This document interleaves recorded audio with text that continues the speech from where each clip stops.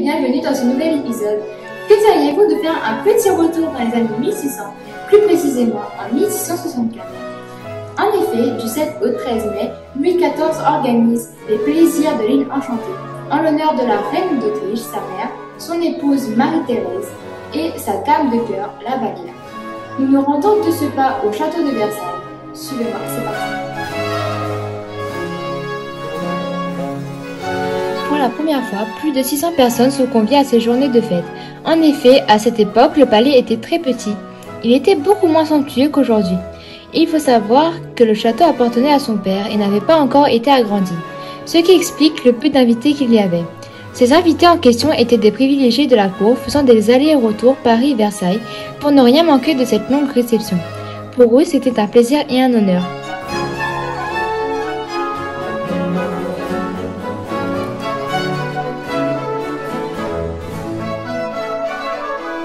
Le premier jour des festivités débutera le mercredi 7 mai 1664. Durant ce premier jour de fête, un carrousel, une course de bagues ainsi que diverses festivités ont lieu dans la future allée royale. Si je puis me permettre, elle a été gagnée par le marquis de la Vallière, qui est le frère de mademoiselle de la Vallière. De plus, pour ce qui est de carrousel, les courtisans assistent au défilé équestre du roi dans le rôle de Roger, revêtu de somptueux habits de feu, un harnais d'or, d'argent et de pierreries. Il est accompagné de cavaliers, tout aussi somptueux, qui descendent l'allée royale. Tapis vert, suivi du char d'Apollon, tout se dirige vers le palais. Cela est suivi de ballets et de collations. Ce vin est un pur délice. En effet, ma chère, il ravit mes Jeudi 8 mai 1664.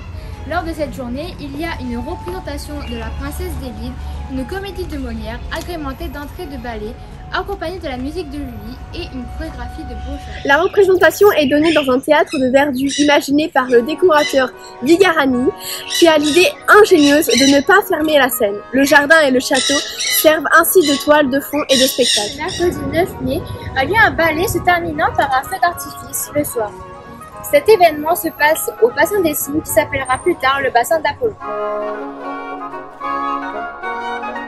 Le lendemain, le samedi 10 mai, se dérouleront des courses de tête dont le roi sort vainqueur. Les participants courent dans les fossés secs du château. La course suit les spectacles équestres du grand balcon du château. Le jour suivant, le dimanche 11 mai, il y a une représentation des Fâcheux, une comédie ballet de Molière, dont la musique a été composée par Lully, des visites à la ménagerie, des promenades dans les jardins et des soupers annoncés par de magnifiques portraits mis en scène par Molière sur les musiques de Lully et des représentants qui avaient du mal à créer en si peu de temps. Lors de ces promenades, on pouvait croiser des personnes très haut placées, telles que la femme du roi ou encore sa mère.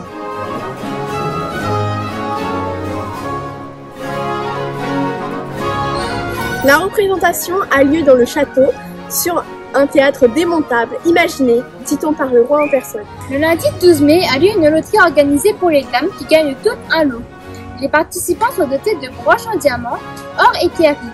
Il y a aussi des courses de tête ainsi qu'une représentation de la première version de Tartuffe de Molière avec l'assistance du roi. D'ailleurs, suivez-moi, nous allons voir cette pièce de Tartuffe de plus près.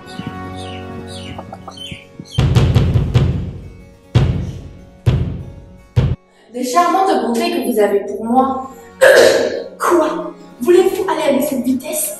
Et d'un cœur tout d'abord, épuisez la tendresse. Mardi 13 mai, il y a de nouveau une course de tête dont le roi sera encore vainqueur. Il y a également une représentation du mariage forcé, comédie ballet de Molière et Lully. Avant de retourner dans le présent, nous allons remercier la mère du roi ainsi que sa femme. Bonsoir mesdames, avant de retourner dans le présent, j'aimerais vous remercier et vous adresser mes sincères salutations. Oh, tout le plaisir est pour nous. Et bon retour dans le présent. Merci. Bon retour également, profitez bien du voyage. Au revoir. Au revoir. Enfin de retour à notre époque. La fête se termine le mercredi 14 mai. La cour quitte donc Versailles. Des fêtes aussi importantes sont des moments de réjouissance et de plaisir, mais également des actions politiques. En effet, déployer de telles richesses dans les futilités des divertissements est une façon d'affirmer la puissance du royaume et sa bonne santé économique. Même si ce n'est pas le cas, c'est une façon très originale de marquer la force et le premier plan de l'État français sur l'échiquier international. En 1664, avec ses plaisirs de l'île Enchantée, on voit l'acte de naissance dans le cœur de Louis XIV et sa passion pour Versailles.